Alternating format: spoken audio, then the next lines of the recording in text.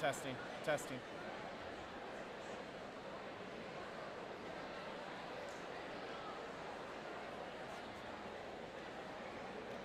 Testing, test.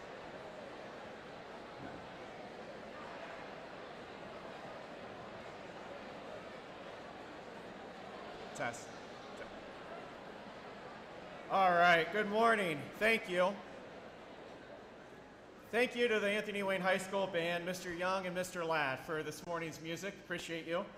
I'd like to give a special thank you to our high school band, Mr. Young, Mr. Ladd, and our choir, along with Miss Dye, for joining us this morning. We're going to be hearing from both groups throughout our program. Today, we gather for one of our most meaningful traditions here at Anthony Wayne High School. It's our Wall of Honor ceremony. Each year, around Veterans Day, we take time as a school community to recognize and celebrate the men and women who once walked these same halls, sat in these same classrooms, and wore the same blue and white with pride before they went in to wear the uniform of one of our nation's armed forces. The Wall of Honor is more than names put on a wall. It represents courage, sacrifice, and service beyond self.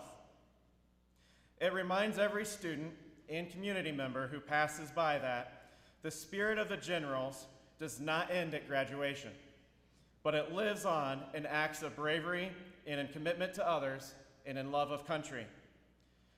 To our veterans, those present and those remembered, we thank you. Your courage gives meaning to our freedom, and your stories continue to inspire the next generation of our generals. To the families here today, thank you. We are honored to welcome you and celebrate alongside you. To our students, let the example of these men and women remind you that true leadership begins with service. Each one of these service men and women once sat in your seat and dreamed about their future just like you do. They played sports, joined clubs, worried about exams, and then when the time came, they chose to serve something bigger than themselves. As we unveil the new additions to our Wall of Honor today, may we not only honor their service, but also recommit ourselves to living with the same integrity, courage, and dedication that they've shown. I would like to thank some key people who helped organize this morning's Veterans Day recognition program. Today isn't possible without our custodial staff and technology department, specifically Steve Trumpeter, Joe Schmidt, and Tanasa Hertz.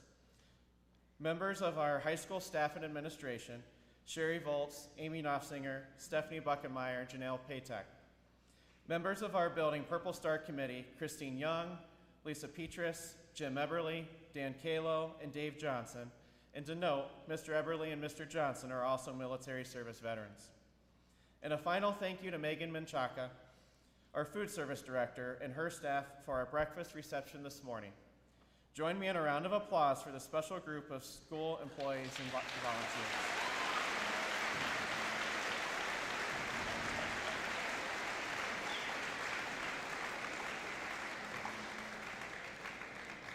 At this time, please join me in standing, if you're able, facing the flag, and honoring it by listening to our choir as they sing our national anthem.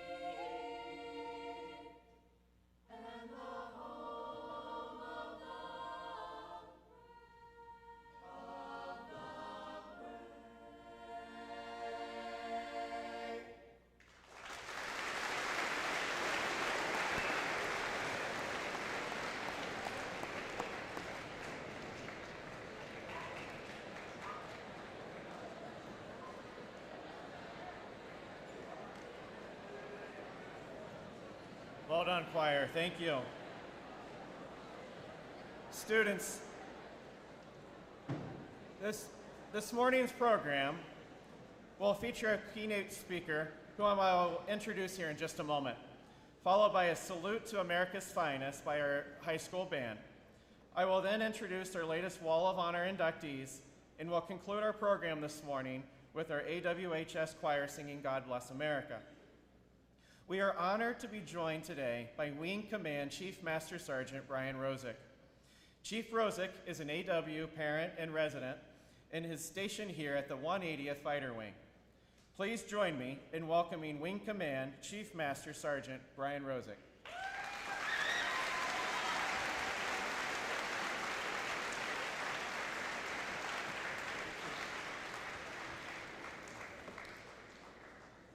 All right, thank you, Principal Burke, for having me this morning.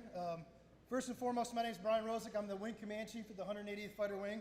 I'm here in civilian clothes today because of the government shutdown. We are unable to be in uniform out in the community.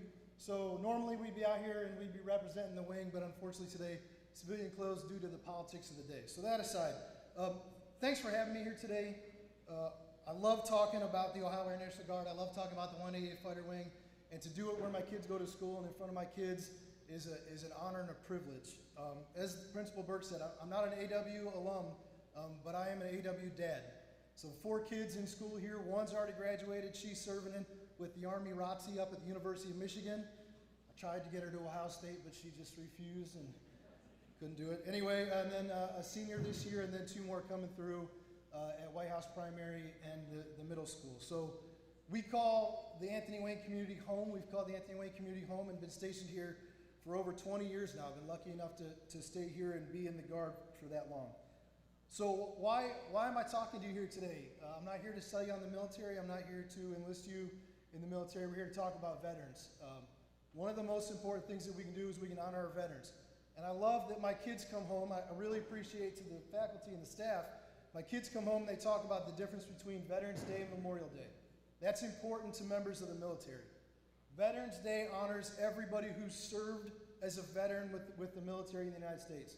And that's great. Memorial Day we set aside as a day to honor those who have fallen in battle, those who have given the ultimate sacrifice. So we're going to talk about Veterans Day. One of the best things that we can do on Veterans Day as veterans is to tell our story. So I'm going to tell you my story today as a veteran and my path, my 28 years of service that I've got so far that continue. And I'm going to tell you why I got there and how I got there and talk a little bit about what I do at the 180th. And then I know that you're probably excited to get back to class, so I won't talk too long. All right, so I didn't come from a huge military family. I thought about it as I talked about my speech. We didn't talk about the military. In fact, my dad encouraged us to not serve in the military. My dad was a veteran of the United States Army Reserve during Vietnam. Not a very popular time to serve in the military, but a very important time to serve in the military.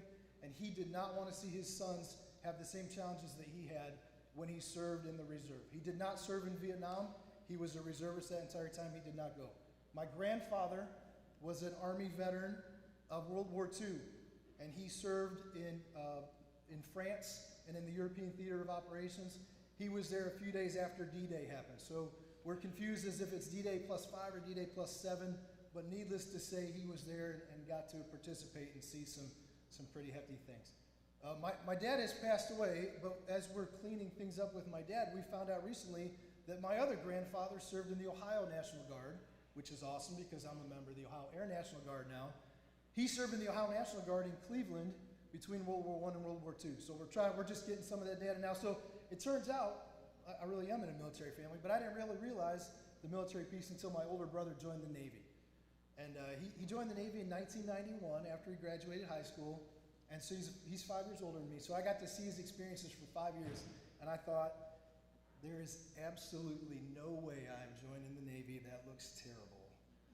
So I talked to an Army recruiter, which my dad was not super happy about. And I talked to the Army recruiter, and I was like, man, this is amazing.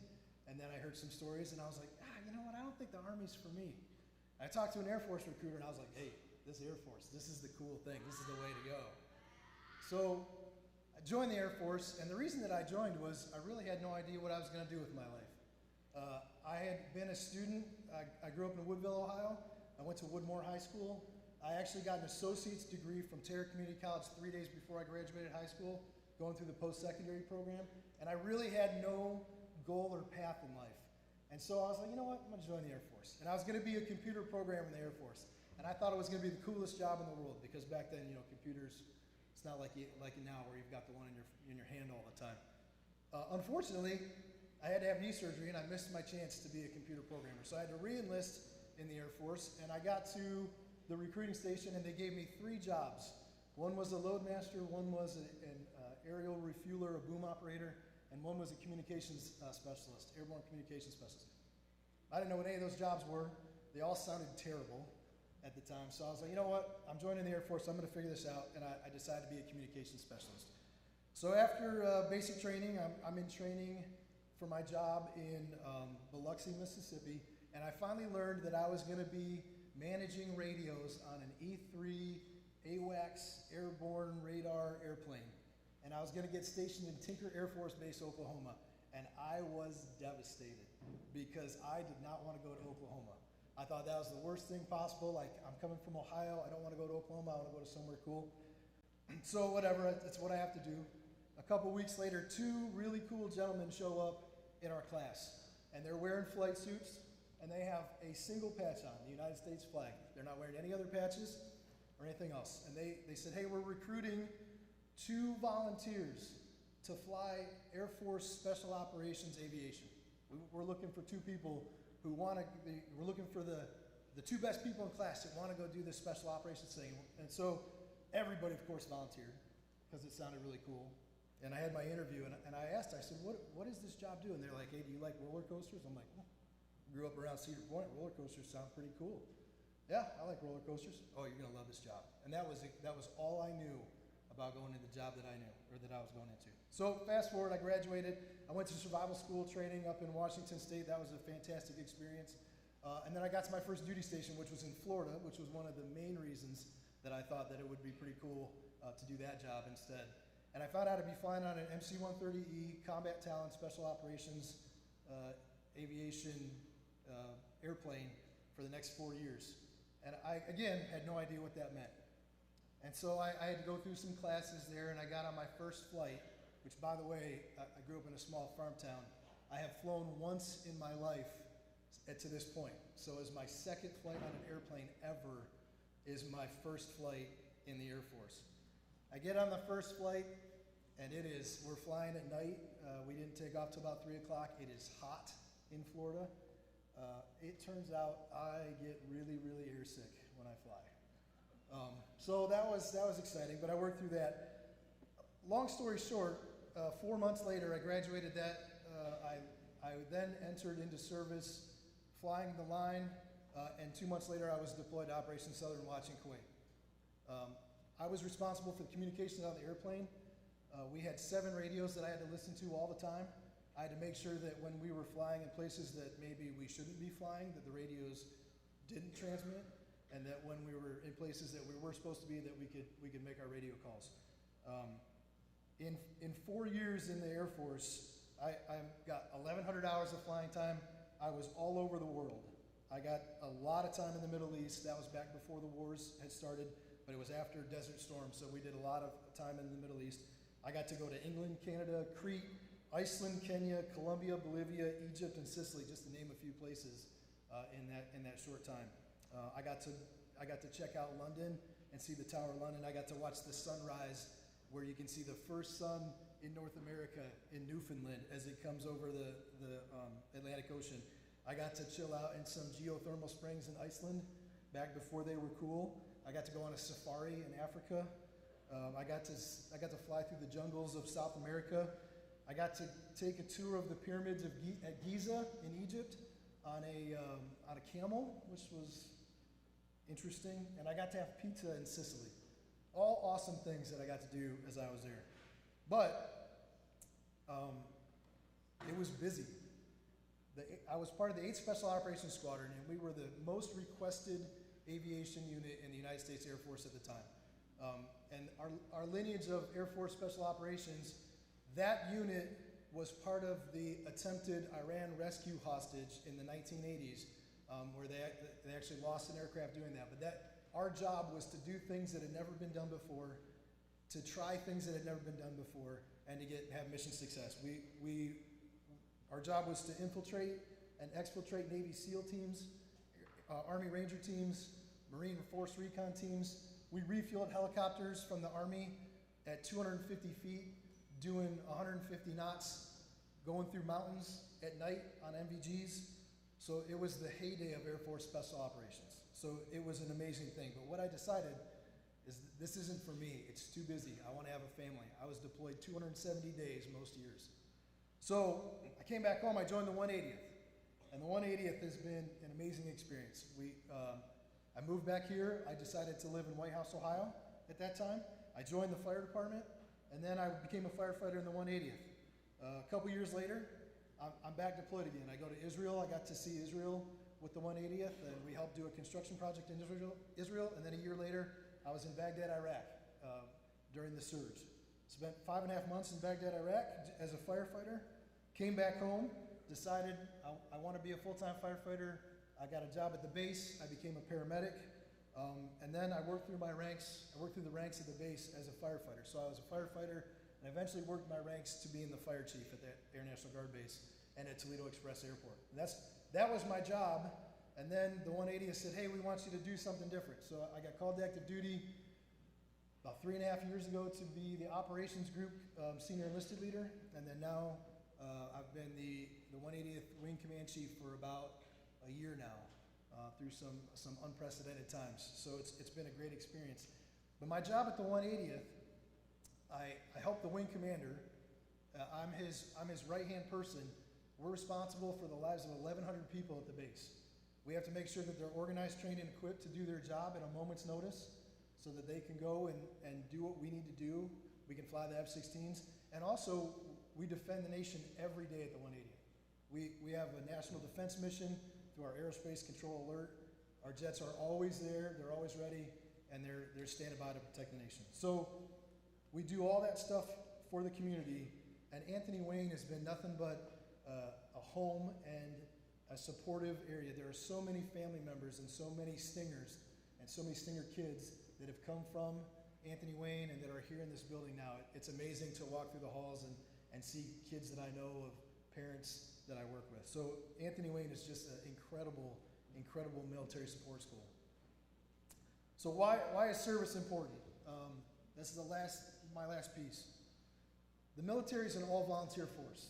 We're one of the very few nations in the world that has an all-volunteer military, and that's by design. We do that because when we force people to be in the military, it didn't work out so great. They're not committed to the mission, and a lot of times they didn't want to be there. So we've been an all-volunteer force for well over 30 or 40 years now. A lot of people cannot serve in the military because of they have medical things, or they can't pass the entry test to get into the military. So fewer and fewer people can serve in the military now more than ever in the history of the United States. So I believe that service is important because we got to give back to what we've been given. So many of you have traveled out of the United States and seen places. A lot of them have been vacation places. Some of the places that you've seen aren't the places that I've seen. What I will say to you is after traveling the world for 28 years, the United States of America is by far the greatest country on the face of this planet. And we have all been given a gift to be here. And so that doesn't happen by accident. It happens by a lot of hard work for everybody. And so as students, as young Americans, as you grow up, understand that what we have in the United States, you have to work at it. So you don't have to join the military. I'd love to have you at the military. We've got spots at the 180th, $50,000 bonuses right now, just saying. But military service isn't for everybody. And if you don't want to serve, that's fantastic. Please don't, because we want to have people there that want to be there. But what we do have to do as citizens, as Americans, is we have to give back. And so that can be through anything. That can be being a volunteer in your community, being politically active, being an educator, whatever it is. But we have to understand that as citizens of the United States, we've got to give back and we've got to have some service so that we can keep what we've got moving forward. It doesn't happen by accident. You can't sit on the sideline and expect to be a member of the team. Everybody's got to be there and everybody's got to do their part. And their part can be little or it can be big, but you can't sit on the sideline and expect to get what we've been given here in the United States as citizens. You live in the greatest free country in the world. And if you don't realize that, you will sometime in your life. So please work at it, decide what you're going to do, and when you think about what your future looks like, think about what service to the nation looks like, and try to do something that makes this a better place so we can keep this moving forward. So again, I'd just like to say thanks to Principal Burke and to the Anthony Wayne faculty for having me here today, and I really appreciate it. I know it's a busy time of the year and a little bit out of your day, but go home to your parents, talk about your family. If you've got veterans in your family, ask them to tell their stories. That's the most important thing you can do on Veterans Day. Thank a veteran for their service and just say, hey, I appreciate what you're doing. I appreciate what you do to keep the nation free. Thanks for having me today. Appreciate it.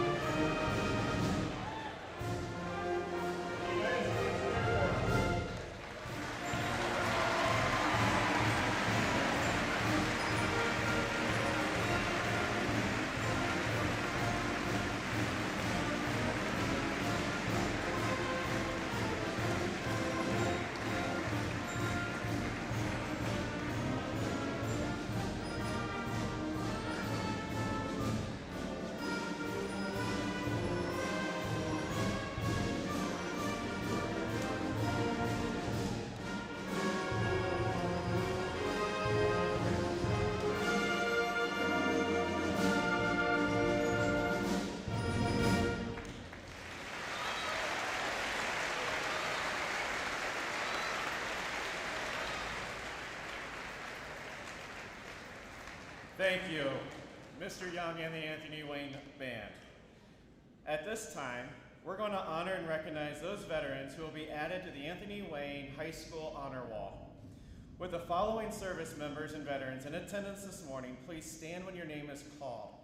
We will read all Wall of Honor inductees regardless of attendance as they are represented by friends and family here today. Ernest James Davis, 1958 Air Force.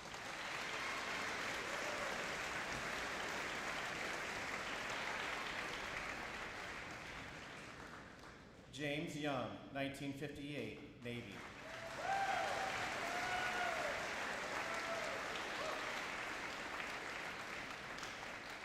Gary Bjork, 1961 Air Force.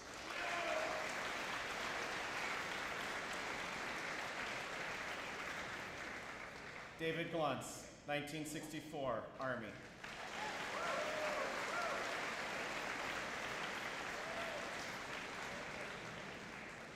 Next, we have an inductee who was given the ultimate sacrifice and is represented here today by classmates of 1965.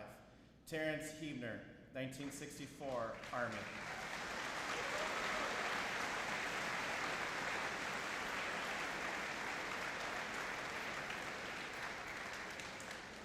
Terrence Hebner was killed in action in Vietnam in 1969.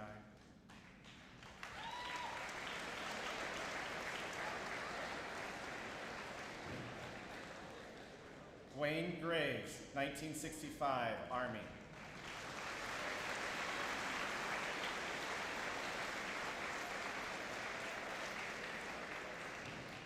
William Hayes, 1966 Army.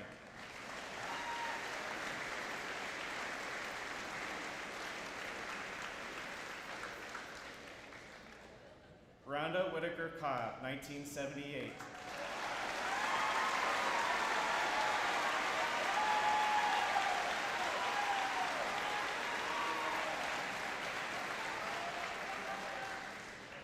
Lawrence Studer, 1978 Air Force.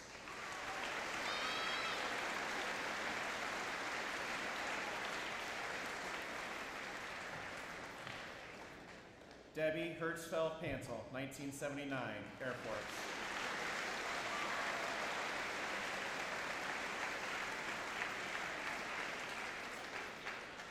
Joseph Perkins, 1982 Marines.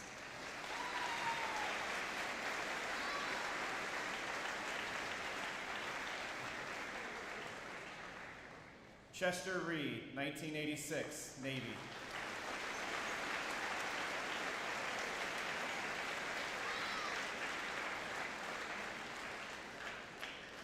Leanne Thomas, 1987 Navy.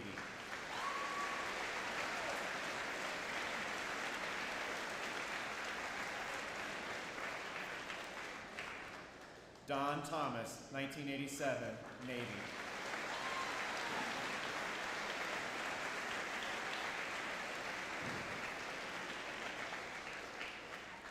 Seth Carmody, 1992 Air Force.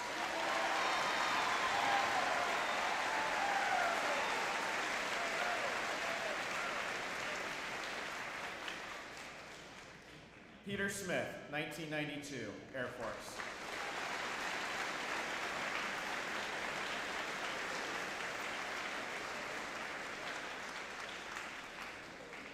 Randy Mead, 1999 Army.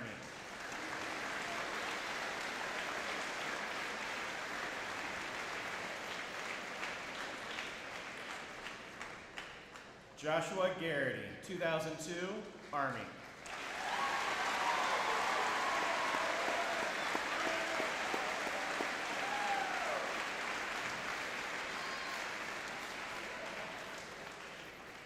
Dennis Ankenbrandt, 2008 Air Force.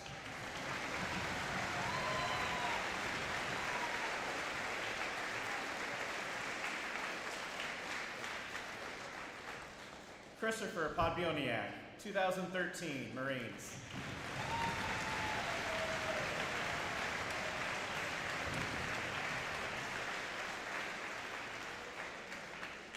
Caitlin Casper, 2019 Air Force.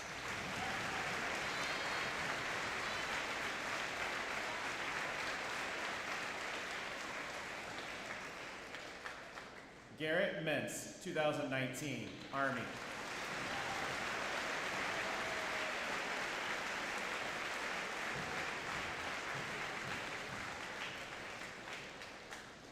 Jake Cope, 2024, Marines.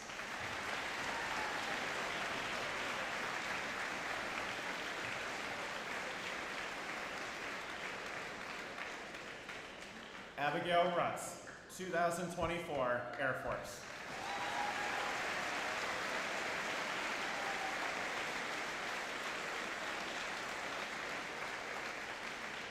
And let's give one big more round of applause for our service members, veterans, and Honor Wall inductees. Thank you.